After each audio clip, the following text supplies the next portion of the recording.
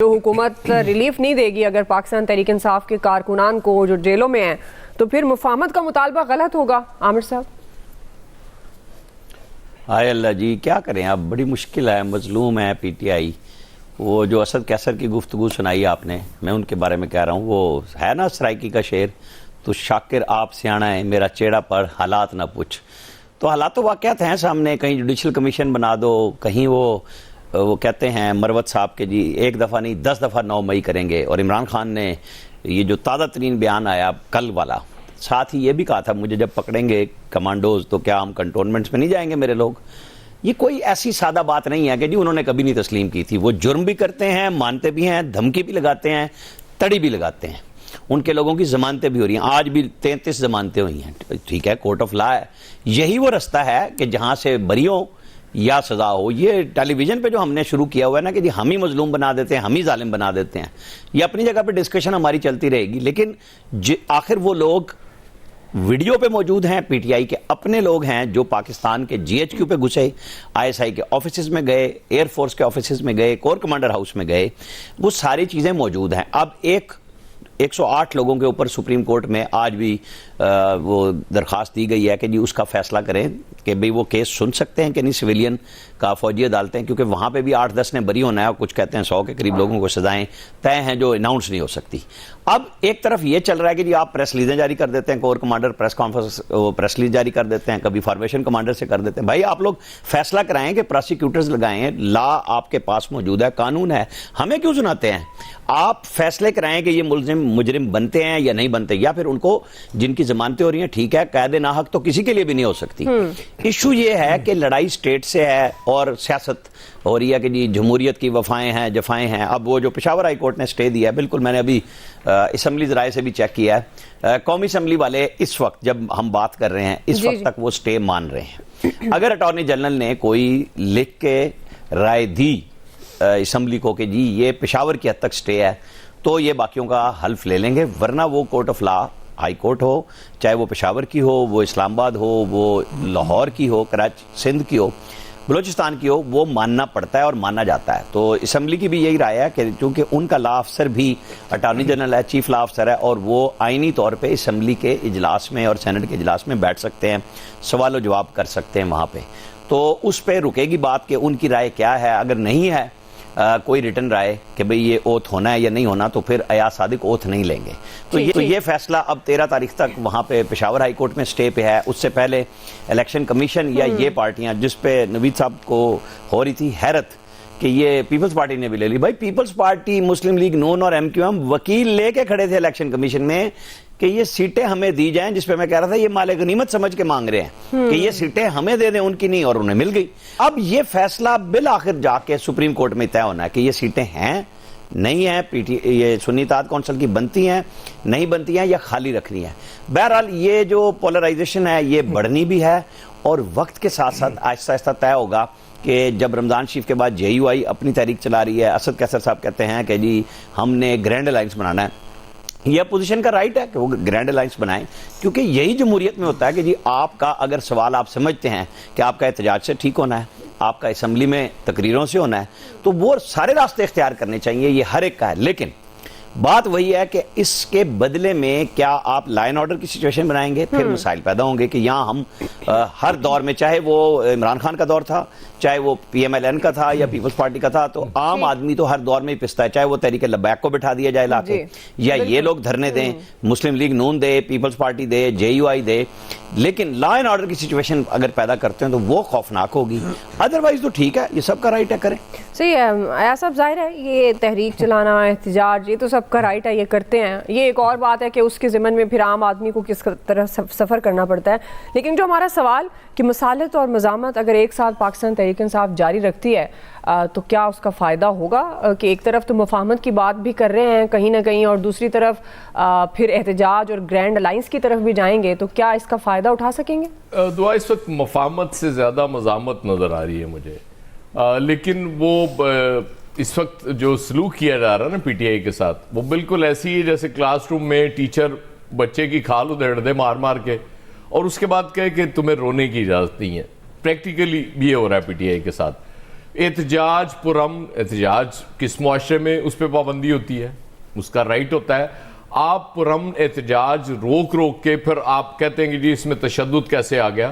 تشدد اس طرح سے آتا ہے جب آپ پرامن احتجاج کی اجازت نہیں دیتے. پی ٹی آئی کے دور میں فضل الرحمان صاحب آ گئے اسلام آباد, دھرنا دے دیا.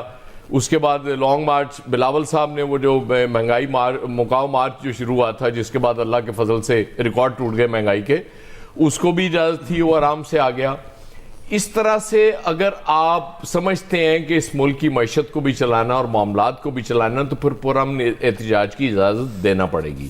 نہیں دیں گے تو ظاہر ہے اس کے بعد پھر آپ شکوہ یہ نہیں کر سکتے. باقی وہ جو آپ نے ذکر کیا وہ عمران خان صاحب کی گفتگو کا, وہ نویز صاحب بالکل ٹھیک کہہ رہے تھے, اس میں کوئی چینج مجھے نظر نہیں آ رہا. وہ پہلے دن سے یہ بات کر رہے ہیں. یہ بھی انہوں نے کہا تھا کہ ہمارے لوگوں نے کنٹونمنٹ جانا تھا, بالکل کہا تھا. انہوں نے یہ نہیں کہا کہ ہمارے لوگوں نے جا کے حملے کرنے تھے. مطلب یہ دو چیزوں میں فرق ہے. جب یہ بندہ کہتا ہے نا جب احتجاج کر رہے تھے تو انہوں نے وہاں جانا تھا احتجاج کرنے, اس حد تک بات سمجھ میں آتی ہے. اس کے بعد جیسے کہا جا رہا ہے کہ ویڈیوز موجود ہیں, بالکل موجود ہیں, ان کو ویڈیوز کو نکالا جائے. اور جوڈیشل کمیشن کیوں نہیں بنایا جاتا مجھے نہیں سمجھ آ رہی. بلاول بھٹو نے بھی on the floor of the house یہ ڈیمانڈ کی تھی.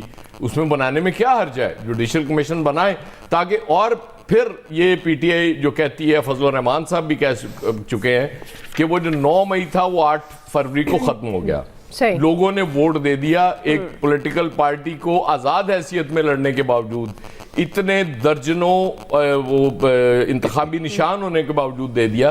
تو اس کا مطلب ہے کہ لوگ اس پارٹی کو ووٹ دینا چاہتے تھے, اس کو اقتدار میں لانا چاہتے تھے. چلے آپ نے اقتدار میں نہیں آنے دیا اس پارٹی کو, وہ نہیں سوٹ کر رہی اس وقت, لیکن اتنا تو مان لینا ان کے لوگ, اگر وہ چاہنے والے لوگ موجود ہیں, ان کا احترام کرنا چاہیے ان لوگوں کا, اسپیشلی اس نوجوان نسل کا جو آپ لٹرلی دعا میں بتا رہا ہوں کہ اب وہ لیپ ٹاپ سے مطمئن نہیں ہوگی. یہ چیزیں اس سے بہت آگے جا چکی ہیں. اگر مجھے آپ لیپ ٹاپ دے دیتی ہیں تحفے میں اور اس کے بعد میں تصویر آپ کے مخالف کی اس پہ لگا لوں گا, تو آپ کیسے مجھ سے کر سکتی ہیں, اعتراض کر سکتی ہیں؟ وہ تو میری پراپرٹی ہو گئی. اس لیے یہ بیٹھ کے سوچنے کی ضرورت ہے. بہت تیزی سے چھوٹے قائد ماشاءاللہ وہ کہہ رہے تھے کہ جلدی کریں, یہ قومی ادارے کیوں نہیں پرائیویٹائز ہو رہے ہیں, ان کو جلدی کیا جائے. مجھے لگ رہا ہے کہ اس کو OLX پہ ڈال دینا چاہیے وہ, تاکہ رولا ہی مکے, یہ اتنے اجلاس کرنے کی بھی ضرورت نہیں پڑے گی. تو اس وقت زیادہ ذمہ داری ان پولیٹیکل فورسز کی ہے جو اقتدار میں آ چکی ہیں, اور ان میں سے اکثر کو پتا ہے کہ ہم کس طرح آئے ہیں, کون سے فارم سے آئے ہیں, 45 سے آئے ہیں, 47 سے آئے ہیں. وہ تو اب سامنے کی بات ہے نا, جو فارم 45 میں نے اسی لیے کل عرض کیا تھا وہ اپنا ایک سٹیٹس پہ کہ وہ بہتر ہے کہ چیف الیکشن کمیشن یہ اناؤنس کر دیتے کہ ہمارا الیکشن ہماری مرضی, نہ وہ لگانے کی خفت اٹھاتے نہ وہ ہٹانے کی خفت. بہتر تھا کہ وہ لگا کے فارغ کر دیتے کہ بس ہم نے چونکہ فیصلہ کر لیا ہے کس نے جیتنا تھا کس نے ہارنا تھا, اس لیے سب خاموش ہو. جی فیصل صاحب, فیصل معاملات آپ کے سامنے ہیں. ظاہر ہے اب فارم 45 سے فارم 47 کا ایک مسئلہ الگ ہے, لیکن پی ٹی آئی تحریک چلانے جا رہی ہے اور کوشش تو یہ ہو رہی تھی کہ یہ گرینڈ مساق پاکستان کریں. آپ نے کہا تھا مساق محبت ہونی چاہیے, تو یہ سارے معاملات پھر مساق محبت اور مساق نفرت اور احتجاج یہ سب ساتھ چلے گا؟ مجھے تو ایسا لگ رہا ہے کہ مساق محبت کی تجدید نو ہونے جا رہی ہے. اچھا, آپ کئی خبروں کو جو ہے نا ایک ساتھ دیکھیں. پہلی خبر عمران خان صاحب کا بھی جو بیان ہے, یہ میں احترام کے ساتھ میں نویز صاحب اور ریاض صاحب کی بات سے تو متفق نہیں ہوں. انہوں نے تو 9 مئی کو ہمیشہ جو ہے نا اون کیا ہے, پوری تحریک انصاف نے ایز اے پارٹی پالیسی جو ہے اون کیا ہے. یہ پہلا بیان ان کا آیا جس میں انہوں نے اس سارے معاملے سے اپنے آپ کو ڈسکنیکٹ کر دیا. باقی بولا جو ہمارے جو کوئی ملوث ہے تو ان کو لٹکا دو, ہمارا ان سے کیا لینا دینا, لیکن اپنی ذات کو انہوں نے برحال اس سے جو ہے نا ڈس اون کیا. پھر ایک اور بیان آتا ہے کہ جو عادل راجہ اور مہندی حسن یا حیدر مہندی جو ہیں, جو باہر سے بیٹھ کے جو بہت خطرناک نوعیت کے پاکستان کے خلاف, پاکستان کی ریاست کے خلاف, فوجی اداروں کے خلاف جو روزانہ کی بنیاد پہ دن میں 2-3 دفعہ جو ویلاگز کرتے ہیں, ان سے اظہار لا تعلقی تحریک انصاف کرتی ہے. یہ کوئی غیر بیان نہیں تھا, پتہ نہیں اس بیان کو کیوں اتنا نہیں سمجھا گیا, اس کو اہمیت نہیں دی گئی. پھر ایک خبر آتی ہے اچانک سے کہ اڈیالہ جیل پہ جو ہے وہ حملے کا خطرہ ہے. کہ اڈیالہ جیل پہ بھائی حملے کا خطرہ اچانک سے آ گیا، کیوں آ گیا، کیا ہو گیا؟ پھر ابھی جیسے عامر صاحب نے بھی کہا کہ 32 یا 33 لوگوں کی 9 مئی میں جو ہے وہ ضمانتیں ہو گئی، اتفاق سے نہیں ہوئی ہوں گی. جب 2 دن پہلے اتنا خطرناک بیان آیا تھا، اس کے 2 دن کے بعد ان کی ضمانتیں ہو جانا یہ کوئی معمول کا واقعہ نہیں ہے. اس کا مطلب تو یہ ہے کہ پیچھے کوئی نہ کوئی جو ہے وہ کھچڑی جو ہے وہ پک رہی ہے.